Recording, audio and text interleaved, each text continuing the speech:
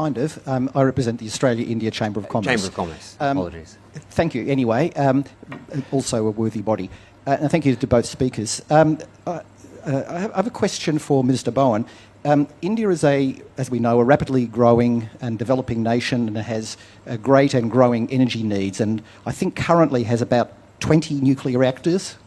Am I right? Something like that. Is there any plans, or can we perhaps foreshadow? We have 37 nuclear. 37. Okay. I think so. I mean, okay.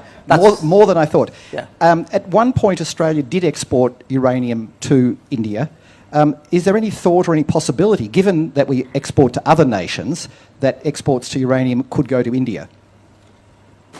Well, there's certainly no impediment in terms of political party decisions once all the necessary arrangements have been made.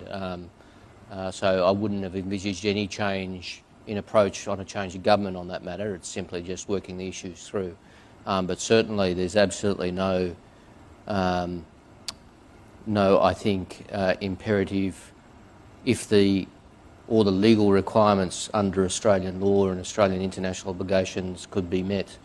But I think there are certain treaty obligations which also need to be considered, which we would have to honour and we would have to be satisfied of. And that's a standard requirement across all trading partners. That's not a specific comment in relation to India.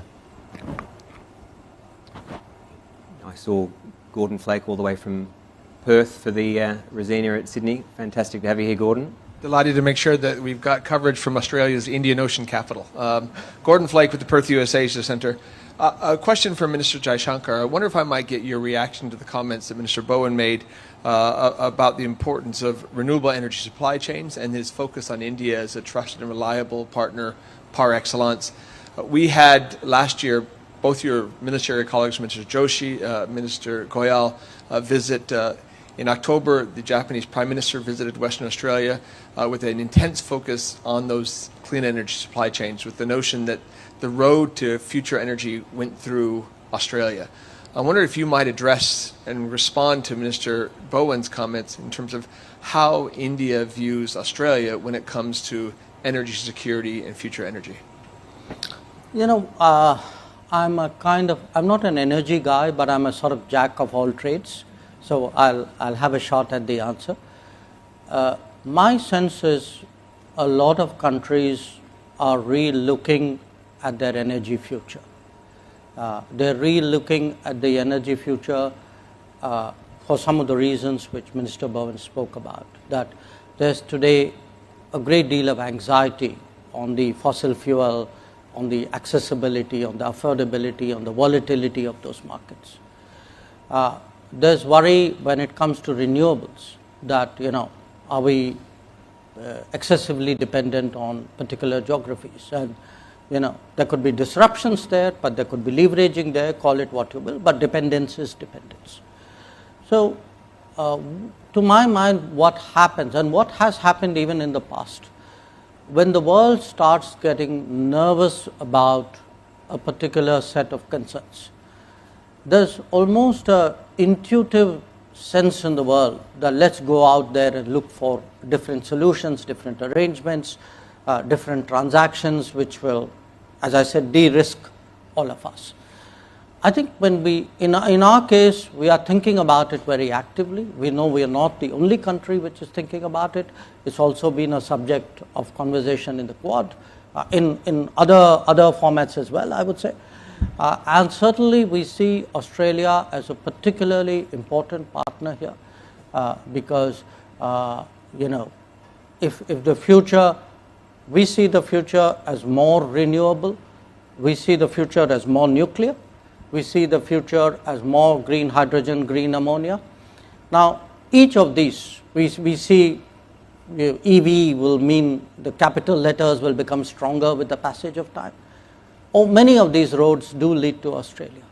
So I do think that the energy side of our relationship, but I wouldn't put it just as energy. I would really put it as a kind of an economic security side of the relationship, really growing in times to come. Minister Bowen, do you want to respond to any of that? Your line of energy security needs supply chain security, I think, was very important. Yeah, I'm not sure I can add too much to what I said at the podium, and I do think it is, in many senses, issue 1, 2 and 3 for energy ministers around the world. It would just be, it is just unthinkable for this important transition to be reliant on a geographically specific supply chain as we are. When I think of things which could slow down our transition to renewables, I can think of a few. When I think of things which could stop our transition to renewables, I can really only think of one, and that is the disruption to supply chains for solar panels, batteries, inverters, electrolysers, all the above. I mean, it could stop us, and so we need to diversify as a matter of great urgency. I think we have one more question before needing to allow you on to your next meetings. It might require short answers, but please go ahead. Jasmine Crawford-Hill from the Australia-India Youth Dialogue. We've heard about democratising and diversifying manufacturing and supply chains, but nothing about the beginning of that cycle, about the need to democratise and potentially diversify R&D and who holds IP. And I think we did start to see this through COVID with vaccines and access.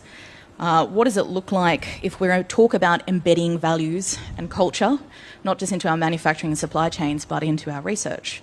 Then is there a need for us to lead the region in democratising research as well? To either of us? Well, we already share our R&D with the world, a little bit too much for my liking sometimes. Because the modern solar panel was invented, as I said, in Randwick.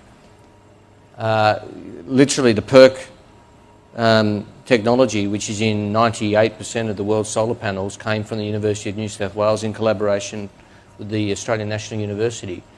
But we have exported all the expertise to turning that into manufacturing, and not in a good way, in that we manufacture a small number of solar panels in Australia.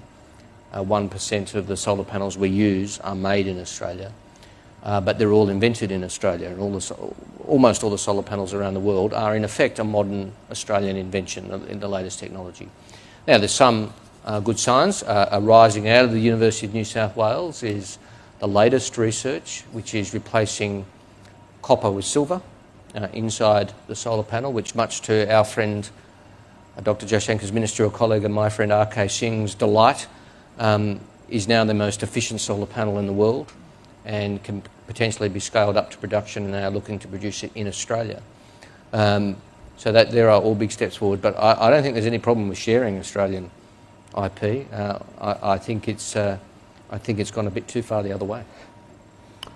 You know, from an Indian perspective, this is a very valid question, because it's been a big source of concern for us when it comes to policy making.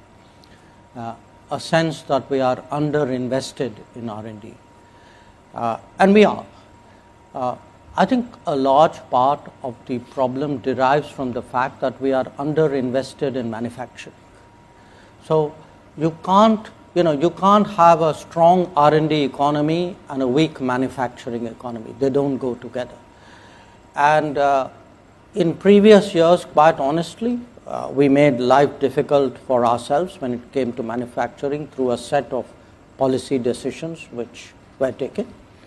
And a lot of our inabilities and shortcomings were actually rationalized, saying, we are Indians, our real strength is in services, which was a good cop-out of what you failed to do. That is today getting addressed. So if you look at the last few years, there's been a huge push to expand and intensify manufacturing. There's even the HR support. I mean, the emphasis on skills, on vocational education, on innovation, on startups, on patents. This is almost like a new culture which is taking place, and I can see it actually taking root. I visit a lot of educational institutions across India. 10 years ago, if I went somewhere, they would trot out the best 5 students and say, these are the gold medalists of our institution. Today they say, give us half an hour, we want to put a display and we want to introduce you to 5 people who hold patents while they are still studying in the university.